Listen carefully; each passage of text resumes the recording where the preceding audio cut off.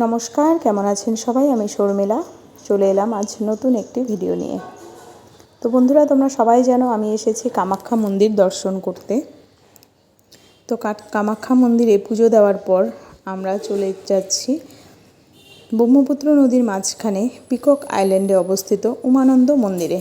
তো এই যে দেখো, আমরা ফেরিতে বসে গেছি, ফেরি ছেড়েও দিয়েছে। তো বেশি দূরে না, 15-20 মিনিট লাগে যেতে। পার হেড 200 টাকা করে যাতায়াত ভাড়া। এই যে দেখো, আমরা ফেরিতে বসে গেলাম, ফেরি ছেড়েও দিয়েছে। ব্রহ্মপুত্র নদী উপভোগ করতে করতে আমরা চলে যাচ্ছি উমানন্দ মন্দিরে। ব্রহ্মপুত্র নদীর মাঝখানে খুব ছোট এই দ্বীপ।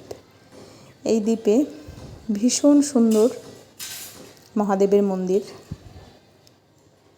এই যে দেখো, এখানে নদীর এপার থেকে ওপারে রোপওয়ে আছে, রোপওয়ে দিয়ে লোক এপার থেকে ওপারে যায়।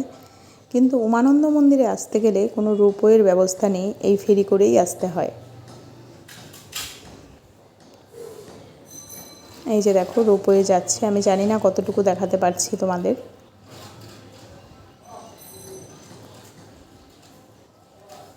প্রচুর দর্শনার্থী যাচ্ছি আমরা। ভীষণ সুন্দর লাগছে, ভীষণ সুন্দর।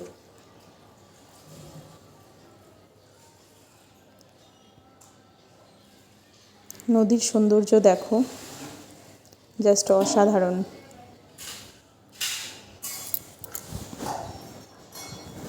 এই যে দেখো, গল্প করতে করতে আমরা পৌঁছেও গেলাম। বেশি দূরে না, 15-20 মিনিট লাগে আসতে। তো এই যে আমরা পৌঁছে গেলাম। তো এখন নামছে সবাই এক এক করে, আমরাও নামবো একটু হালকা হলে, তবে সাবধানে নামতে হবে। চারিদিকে শুধু জল আর জল। আমি তোমাদের সবাইকে বলবো, তোমরা যদি কামাখ্যা মন্দিরে দর্শন করতে আসো তাহলে অবশ্যই এই উমানন্দ টেম্পলে আসবে। তোমরা দেখবে তোমাদের ভীষণ ভালো লাগবে।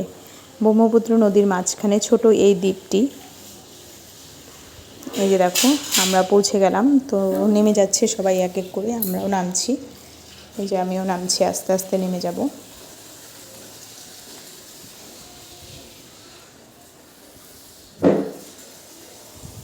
এই যে দেখো, আমরা এটাই করে এলাম।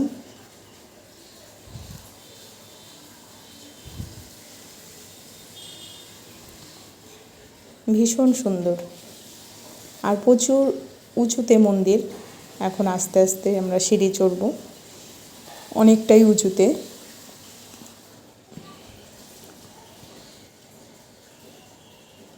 তোমরা চারিদিকের ভিউটা দেখো, অসাধারণ।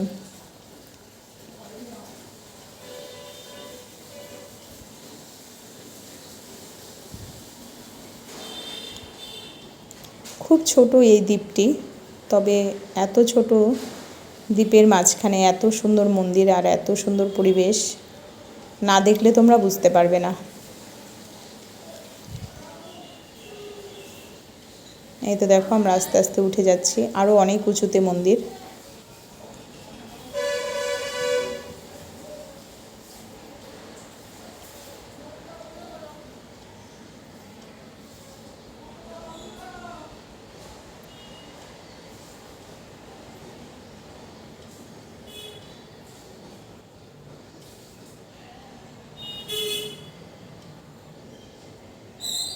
এই যে এখানে জুতা খুলে তারপর মন্দিরে প্রবেশ করতে হয়।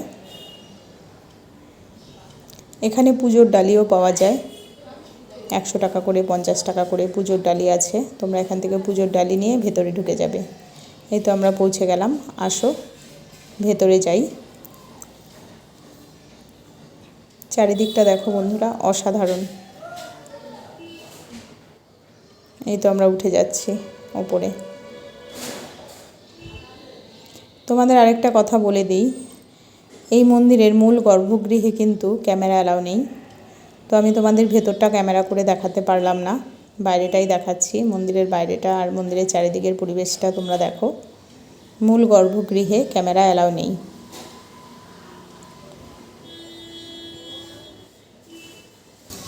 এই যে আমরা আস্তে আস্তে উঠে গেলাম মন্দিরে। প্রচুর সিঁড়ি বন্ধুরা, আস্তে আস্তে তোমরা যদি আসো আস্তে আস্তে উঠবে। প্রচুর সিঁড়ি আছে, প্রচুর প্রচুর উঁচুতে মন্দির। এই যে উঠে যাচ্ছে, এই যে পৌঁছে গেলাম মন্দিরে। আমার ছেলে ভেতর থেকে এসে বলছে মা ভেতরে ক্যামেরা অ্যালাউ নেই। তো যাই হোক, বাইরেটাই আমি তোমাদের দেখালাম। এই যে দেখো প্রচুর ভক্তবৃন্দ লাইন দিয়েছে। এটা হচ্ছে মন্দিরের মূল গর্ভগৃহ। লাইন দিয়েছে পুজোর জন্য। ভীষণ ভিড় আছে, যেহেতু শ্রাবণ মাস তাই একটু ভিড় বেশি।